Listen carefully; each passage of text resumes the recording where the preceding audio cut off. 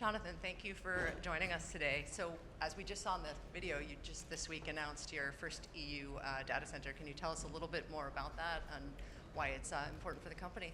Absolutely. So in the United States, we're approached by startups and companies all the time where they actually can't get enough compute capacity from the hyperscalers. So the guys who are deploying the most compute in the world can't provide enough, and in the region with the most compute. And so here in Europe, there's even less compute available. And so actually even this morning and yesterday, a lot of the people that we're meeting with here were pretty happy that we were able to bring a data center here because there's just not as much compute in Europe. But the interesting thing is we decided to do that about a month and I think 3 days ago. And actually right now it's up and serving traffic. Can you tell us a little bit more about that? What did you do to get it up and running so quickly? Obviously, one of the big challenges in the industry is trying to wait, 2 years or more in parts of the U.S. for an electrical hookup, or other sorts of things. What'd you do? Well, one of the big differences, our chips use a lot less energy than GPUs do. We use at least 1/3 of the energy per token produced, and then each chip, of course, therefore is able to use less energy. So we actually air cool our chips. And the data center that we took in Helsinki, it's actually being freed up because a hyperscaler has ended their lease, and we're actually taking up the space as they're moving out of that data center. Talk a little bit about the benefits of air cooling. Yeah, so right now, if you want to deploy a GPU, you're fighting for scarce space that's liquid cooled. There isn't enough of it. And there's actually more air-cooled data center space coming online right now than is being taken. So the amount of data center space that's becoming available is increasing for us. Okay, but how is it that you design the chips so that they're able to be effectively air-cooled? One of the biggest architectural differences between us and GPUs is that GPUs use external memory. And the way to understand how much energy a chip uses is it's actually the wires in the chips, they're actually capacitors. And so when you're sending data on the wires, you actually charge the wire up and you discharge it. The longer the wire, the wider the wire, the more energy. And when you use external memory, you're moving the data further. But on top of that, you also go through wider wires than when you stay inside the chip. And so a GPU uses more energy just moving the data to and from its memory than we use in total to produce tokens. A lot of the companies that are in your space have to make decisions about how much of the stack you want to own. Not everyone is doing cloud provision, for example. Why did you decide on this sort of set of things that you're doing and the things that you aren't doing? So actually, we got a shout out from Zuckerberg recently, and he liked how vertically integrated our stack was and the benefits from that. The reality is, if you want to do something different, you can't just adopt a bunch of other technologies. So for example, we don't use any switches from other companies, right? So we actually just connect up our chips together directly, in large part because there was no networking that existed that could allow us to link together this many chips and have them operate this low latency. We can't use InfiniBand, we can't use Ethernet, we can't use NVLink, none of these are sufficient. So we ended up developing our own. Same with the runtime, same with everything all the way up. And so the other thing is our chips are designed natively for serverless. We never designed our chips to program each individual one. Our compiler automatically lays out across multiple chips.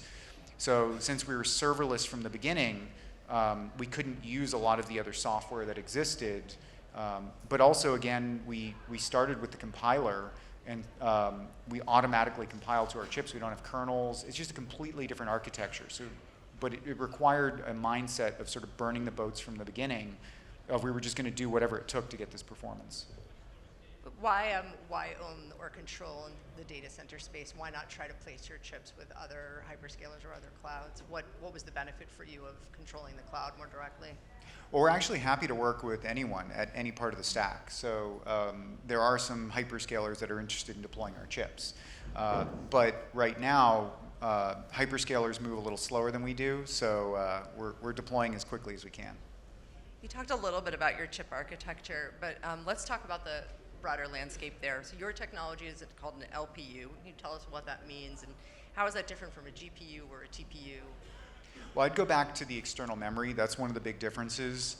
But from a developer perspective, when you so from a GPU or a TPU standpoint, the main focus there is on parallel execution. So I have a job, it's embarrassingly parallel, I split it up. That works great for training. So when you are training one of these models, the problem is almost completely parallel. However, when you are doing inference, there's a sequential component because you can't predict the 100th token until you predicted the 99th. And one of the things that you need for sequential processing is you need low latency within the computation, not just because you're doing a bulk of computation. And so we designed the chip specifically to be low latency.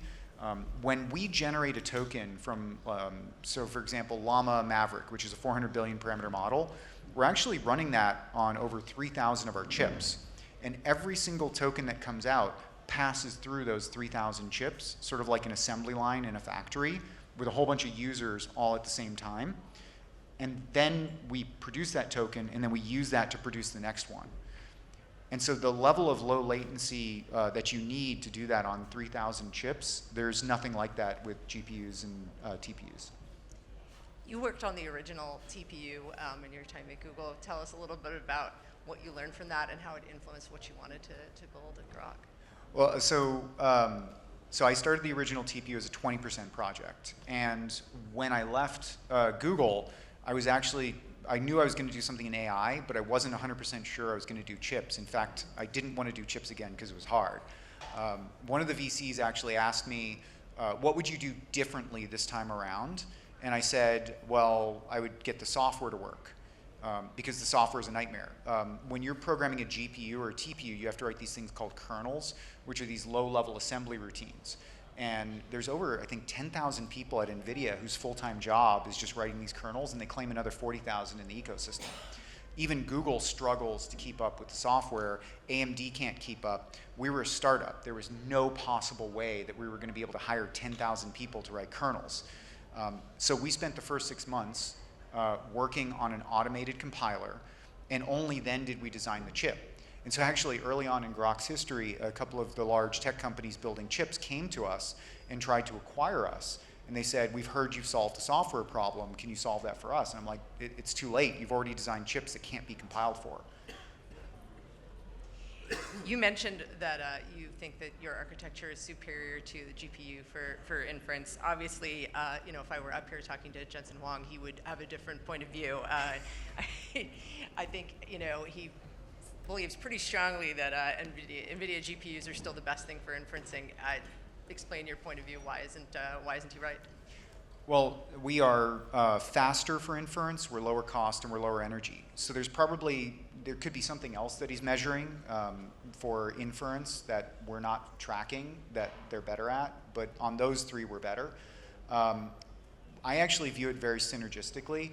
So I like to say that Groq is the best thing that's ever happened to NVIDIA's shareholders. And the reason I say this is inference is going to be a high volume, low margin market. NVIDIA is going to build every single GPU that they can physically manufacture this year. AMD is going to do the same thing. They're limited by the HBM, which is the memory. That's the bottleneck. And they're going to sell every single GPU that they build. The thing is, that's not enough. Even if they sell every single GPU that they can physically build, that's not enough for the amount of compute demand that there is out there. On top of that, every time they sell for inference, when you're paying the 70–80% margin on a GPU, you have to charge that to your end users. Inference is it's a high volume, low margin business. Now, if we start deploying a large number of inference chips, NVIDIA, AMD, they can sell their GPUs for training, which they're really good at. And they can keep that margin high because you can amortize that over the 10 to 20x more compute that you're going to need for inference. Talk to me about the high volume, low margin. That doesn't normally sound like the type of thing you would want to sell your investors on. Tell me why that's a good thing, and why aren't your investors a little worried about that? Amazon. So in all seriousness, there are two different classes of investors. long-term investors love what are called scaled economy shared companies. So there are a lot of companies out there that have high scale, and they use that to bring down the price from their vendors. Some of those companies share that with their end user. For example, Costco, Amazon, they use their cost advantage to pass it on to their customers.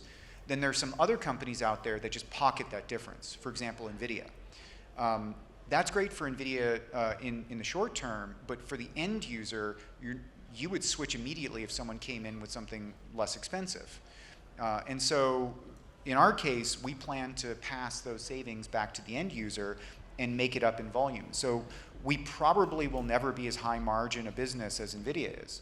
But our shareholders don't care because they see an equal profit opportunity by going super high volume. Startup activity in the chip space kind of ebbs and flows. It feels to me like we're in a little bit of an exciting and there's a lot of activity, specifically in the space you're in. Can we take some portion of the inference workloads from NVIDIA? Why is your solution better than the other startups here as well? And what do you think you have to do to differentiate yourself with customers? Because it's obviously not just a technological question. Well, rather than directly comparing to other startups, we're probably going to exit this year with more revenue than all the other startups combined. And so why is that the case? The thing is, no one is buying a chip. Literally no one here is saying, I want a chip. What you're saying is, I want to run my software. I want to take some LLM model and I want some characteristics. I want it to run fast. I want it to be inexpensive. If I'm deploying it myself, I happen to need to be able to get access to data center space, but you do not care about the chip. You just care about running your software. And I don't know how sophisticated this audience is, but when I'm meeting with very technical customers, I'll say, what if I could give you the next generation GPU? The thing that isn't available today, isn't even in production today. I could give it to you today. It would run in your current data centers. One catch. I'm going to take one of the software features that you currently use, whether it's speculative decode, prefix caching, page detention. I'm going to take one of them and I'm going to disable it. Would you want that next generation GPU? Universally, everyone says no frickin' way. That's because the software, the algorithms, actually provide more performance benefit than the hardware does. So until you match the software capability of the existing GPUs, the NVIDIA GPUs, no one wants what you have. And it's funny because every single startup, and it's not just the startups, it's the hyperscalers. They always start with the chip, and they try and come up with some really clever way that their chip is going to have an advantage over someone else's chip. But then the software doesn't work. And it's not just one feature. You have to have every single one of those features to just be a parity. So once you catch up in software, then you've earned the right to compete on the chip. And so I think that's the lesson. Most people start with the chip rather than the software. Let's shift topics a little bit and talk about sovereign AI in Europe. There's been a lot of discussion about this topic right now. It seems to mean different things to different people. What does it mean to you, and how important is it for European countries to have their own AI clouds that they control in some way? So we've been doing sovereign deployments. So in Saudi Arabia, we deployed about 20,000 chips. In Canada, we signed an agreement to be the exclusive inference partner for Bell Canada for their sovereign AI push for Canada. And there's a couple of more deals that we'll announce in the near future. The reason that we're seeing people focusing on sovereign AI, imagine if we were at the beginning of the Industrial Revolution and people were building factories all over the world, and the power generators were in very limited supply. Like there was a finite number of them that could be built. There was only like a handful of companies that were building them.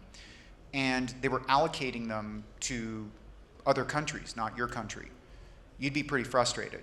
So when we deployed in Saudi Arabia, there were a lot of people who had signed deals for GPUs. It had been over a year, and they had no visibility into when they were going to get them. They thought they were going to get them within a year, but the timetables just kept pushing out because every time a hyperscaler would come in and say, I want GPUs, they got moved to the front of the line. And so countries who are now competing on AI have all realized that very similarly to power generation, you cannot run AI without compute, just like you can't run a factory without a power plant. And no country wants to be left behind in AI. And if you just leave it to hyperscalers, if you just leave it to others, they're going to deploy in the markets where they're making the most money right now, which is mostly in the US. And so if you want to guarantee that you have AI compute for your citizenry, you're going to start deploying your own compute. Given that, you mentioned that people are focused on the US because that's where most of the business is right now. What conditions are present in Europe that are favorable for developing these kinds of sovereign AI clouds, and what still needs to be done? From our perspective, while Europe isn't the largest region in terms of number of developers, from an economics point of view, it's a great region. It's sort of like India is a massive market for us. I think we have close to 500,000 developers on Groq in India, out of our 1.8 million developers. But of course, in India, people are less willing to pay. I think 30% of the developers who have swiped their credit card with Groq are in Europe. And on top of that, that's before we had a European deployment. So our assumption was if we deployed a data center here, that would drive even more demand. And so it's the strength of the European economy. Like you do have the second largest economy if you look at it like US versus other continents. And so this is where everyone should want to be. I don't know why there aren't more people coming here. But from a regulation standpoint, a lot of the companies that are deploying the software have concerns. From the hardware point of view, I don't know that we're in the same boat. Can you explain that? What's more favorable in a regulatory sense for hardware, or just not relevant that is a problem for software? I'll give one example. I believe Meta, when they launched the vision models for Llama, had a carve out in their license agreement where they wouldn't cover Europe. We haven't had any of those sorts of issues in deploying the hardware, and it's just the regulation is a little harder. Like if you think about it, we're like a power plant, right?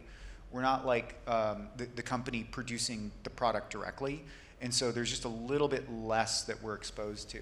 I would say one thing though, which is 2 years ago, everyone was focused on how do we do AI safely, and the rest of the world since then has realized AI is a commercial thing. People are building massive businesses on it, and it's about how do we enable it. So other places in the world, there's a lot of funding to deploy compute quickly. Recently, Europe has started doing this with some of the Gigafactory initiatives. I do think those initiatives are, when you look at the way that they're written, it looks almost like a lobbyist from a big GPU company got in and sort of tailored it a little for themselves. I would be a little careful of that. But at least there's the initiative now in trying to accelerate the deployment of compute. Are there specific things you'd like to see the governments do around either regulation or funding that would help your company at all? Well, rather than focusing on Groq, I will say one of the large LLM companies in Europe told us explicitly that they had some recommendations that would favor them better. I would just start listening to some of your own companies rather than the big tech companies from outside. Just listen to them. You mentioned your work in the Middle East and with Bell Canada. Are there lessons from obviously the Canadian deployment is pretty recent, but are there lessons from how those relationships work that are relevant for Europe? Or too different? Well, actually, there's one major lesson. So the way that the Bell Canada deal ended up coming about was through financial analysis. So in Europe, I would say there is a stronger bend towards this is the way things have been done, it's safe, let's go that route. In the case of Bell Canada, they actually did a financial analysis on what we were offering versus GPUs. And if you do the financial analysis, you will realize that we can produce tokens at below the OpEx cost of a GPU. So why would you ever use a GPU for inference? And when they came to that conclusion, they immediately asked us for an exclusive. In Europe, I feel it's a little bit different. It's a little bit more, this is the way it's been done, let's do it that way, it's safe. But in AI, it's not about safe, it's not about the way it's been done, it's all new. So I would be looking at the economics on anything I do. To that point, though, how do you balance safety with, you mentioned before there was a lot of focus 2 years ago in Europe on, is this safe, and there needs to be more focus on commercialization. Does safety and commercialization have to be in opposition, or how do you balance that? I think from a regulation standpoint, you have to also realize how nascent AI is. It isn't innovative yet. There are a lot of things that, like, it's not going to invent something. I would be looking at the actual usages, and I would be looking at the actual harms rather than trying to speculate into the future of what the harms will be. The best way to do innovation and technology is, rather than trying to do waterfall and figure out everything you're going to build, you do agile. If I was trying to regulate for safety, I would start off with a blank slate. I would create a body that could quickly regulate, but also quickly repeal, and I would pull things back very quickly. But I would get into a motion where I move quickly, and I wouldn't do broad stuff. I would do very fine-tuned, tailored stuff, and I wouldn't regulate until an actual harm occurred, because it's way too easy to block things. Even in the US, there are some issues. I've heard some companies are concerned because they're doing AI for therapeutic uses, like counseling and other things like that, and they're being very careful. And the way that the law is being tailored in the US, my understanding is those companies feel like they're going to be put out of business, but companies that do nothing specific for that just offer a chatbot, will be able to continue. And those aren't as safe. So you have to look at the unintended consequences. Sometimes these laws actually make it less safe. Let's talk a little bit about Groq specifically. What are the things you think people misunderstand about Groq that you want to clear up? Or there's a couple. Actually, there's a lot of counterintuitive things. Because our architecture uses SRAM rather than external memory, you would actually assume we wouldn't be good at these things, but actually the bigger models we run better. We actually run them more economically, we run them faster. The long context, so on all the models that we offer, I think we offer 128K context, at least any that offer that long. And we tend not to have noisy neighbor problems, so we tend to run more smoothly with long context than others. And then the other funny one is MOE. So there's a misunderstanding here. A lot of people think that we can't run MOEs. We have a bunch of MOEs that are running right now, and we're setting some speed records on them. And we charge less.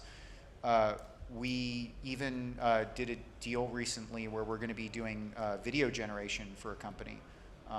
So we're also very general and capable of running almost any kind of modality. And just for everyone, explain MOE for people in the audience. So MOE is mixture of expert. So a lot of the new models, what they do is they sparsely execute. So for example, the 400 billion llama model, I forget exactly how many parameters are active. I think it's like 34 billion, so about 1/10 of the parameters or so actually get used, and the other 90% of them aren't touched. Because our architecture is SRAM based, the weights are already in our chips. So we don't have to fetch to external memory, and so we don't have to batch in order to get decent performance, at least not as much as the GPU does. And so GPUs have to batch. So if you do batch 1, you can run an MOE fast on a GPU. But if you do batch 2, your performance halves. You run at half the speed.